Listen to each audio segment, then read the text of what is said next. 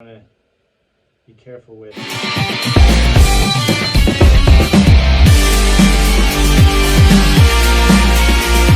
Okay, I'm back. I've done both edges now, and what I'm going to do next is inspect this base really well. I'm wiping it off with a citrus degreaser wipe, and I want to get it nice and clean, get anything off from my edge work, any metal shavings or rust bits, and anything that was on there before, wax or oil, anything like that.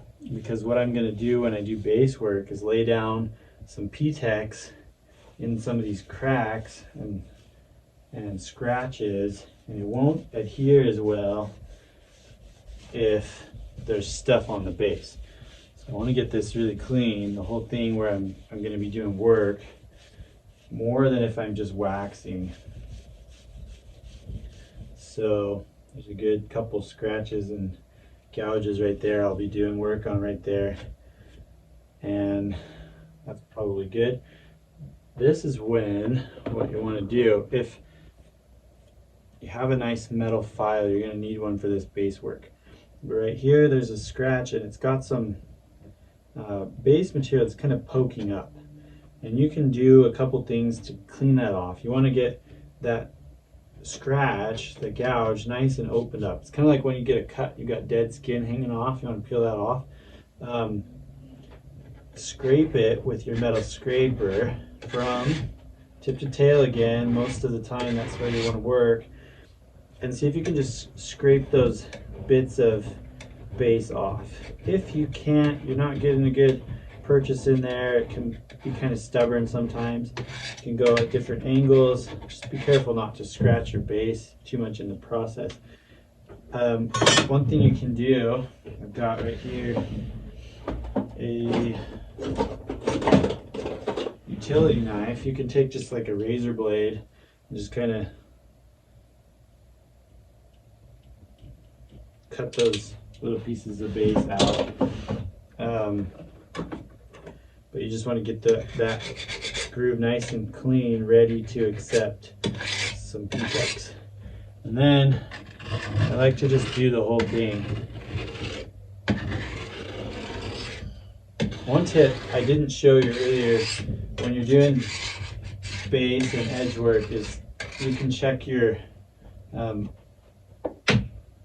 make sure you don't have any high base or a low base. And the way you do that is just to hold a flat edge. You can see if there's light underneath, and there's a little low spot right there. If this was like a really nice ski, I'd worry about that, but it's not. This is one of my kids' skis, so I'm not going to fix that. But you can take it into the ski shop and they'll grind the base for you and get it really clean. Right now I'm just scraping this excess material that's kind of sticking up, getting it ready for some base prep work. You want this to be as clean as you can. Get any of these loose bits out. Okay.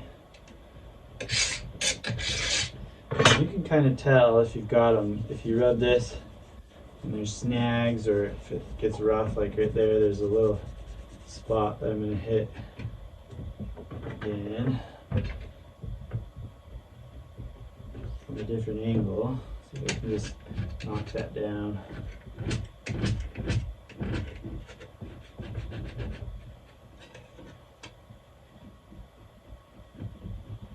There we go. That was the angle right there.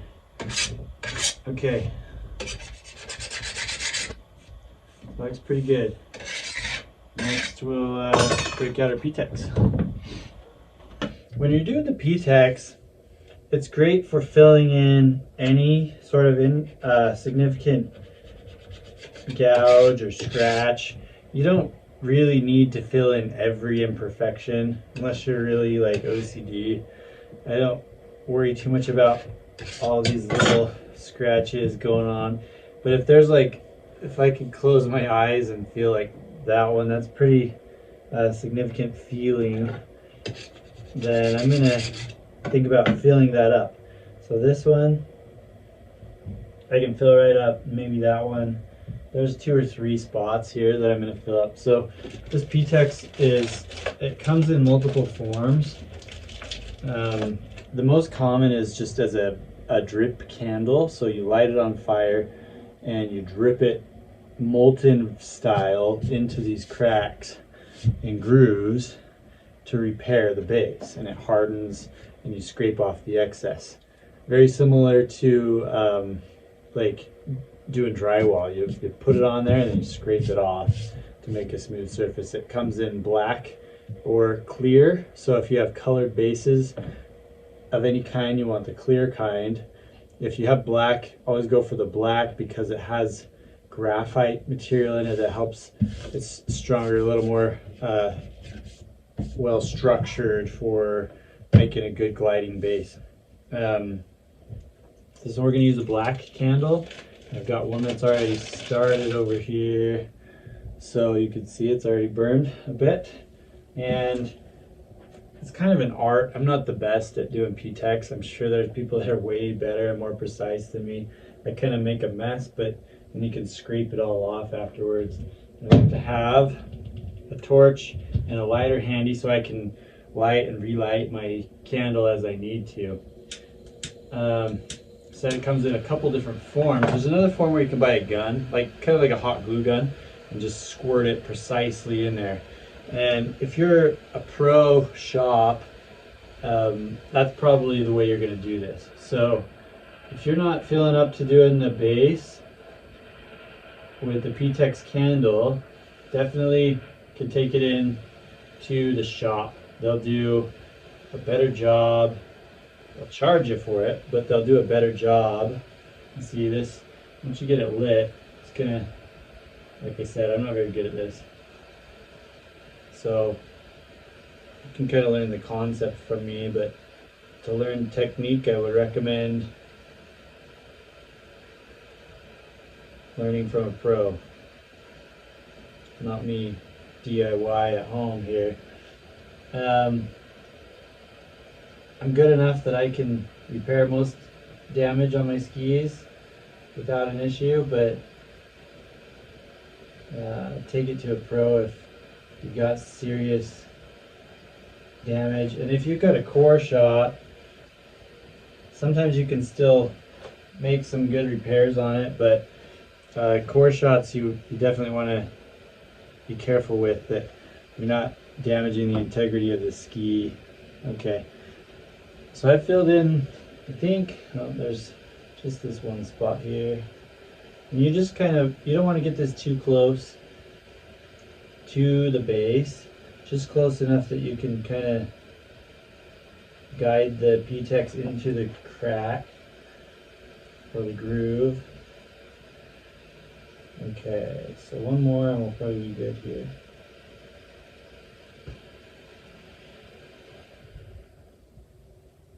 Alright, so I think that's good for P-TEX on this ski. I filled in all the major significant spots. So I'm going to let this cool and dry, harden, and then we'll scrape it off. And while I'm working on this, what I'd like to do is go to the other ski, prep the base, do the edges, do the P-TEX, and then come back to this one. It'll be ready to go by then, maybe 15-20 minutes. You can let this harden more, but it hardens up pretty well.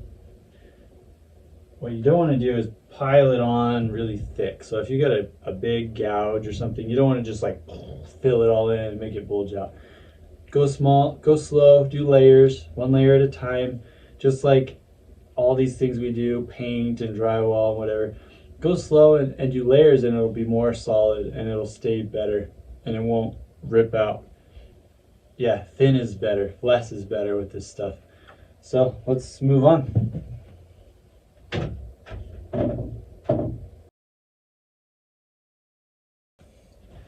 Okay, we're back here. It's been about an hour and I think this P-TEX is pretty well hardened up here. So what I'm doing is I'm going to get my metal scraper ready, And I'm gonna start, there's some P-TEX right here.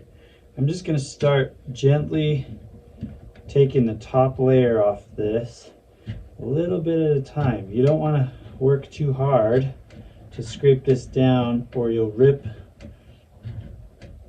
the base up and rip the P-TEX out of the groove you're trying to fill. So just scraping one little layer off at a time.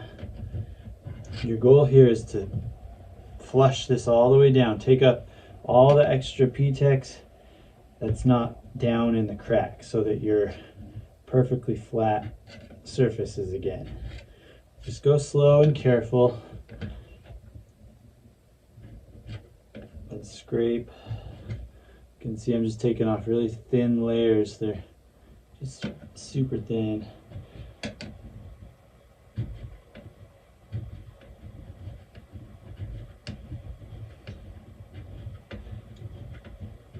And just work your way across all those spots.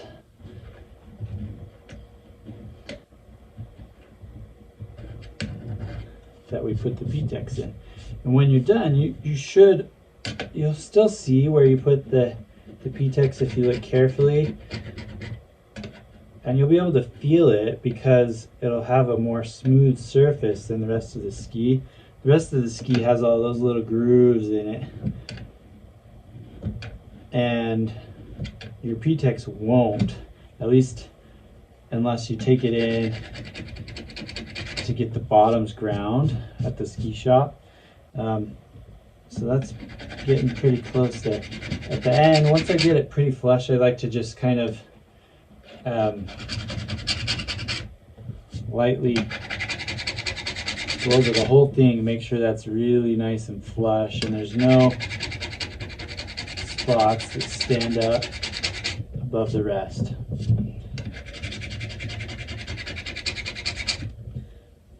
Yeah, that feels good. So then you're just going to work your way back, hitting all those P-TEX spots. You fill this in really well, and then have a lot of it. After a couple seasons, you can tend to build up a lot of this. Go get your bases ground at the shop, and skis will be good. And if you can do this yourself at home, you can save yourself a lot of money over one, feeling like you gotta buy new skis every season. And that's the reason why some people don't like to do this, is because then they can tell their significant other, hey, my skis are so damaged, I gotta go get a new pair of skis, right? Look at all these scratches, these are no good, I'm gonna turn these into my rock skis. Well, if that's you, then you can just turn this video off now. But if you're like me and like to try to milk as much as I can out of my skis, then this is a great skill to learn, and it doesn't cost that much. I mean, I got this whole kit for less than $100, and you can get nicer ones. You can go get specialized stuff, but it's still not that much compared to how much new skis cost, and even compared to taking them into the shop. You're gonna pay 15, 20, 25 bucks for a wax, and you gotta take your skis, you know, drive them down there, wait in line, get them all done, wait while they fix them. So I like to be able to just do this in my shop whenever I need to. Saves time, saves money, makes me feel like I have more control over my ski season and my ski gear. So that was the worst one. And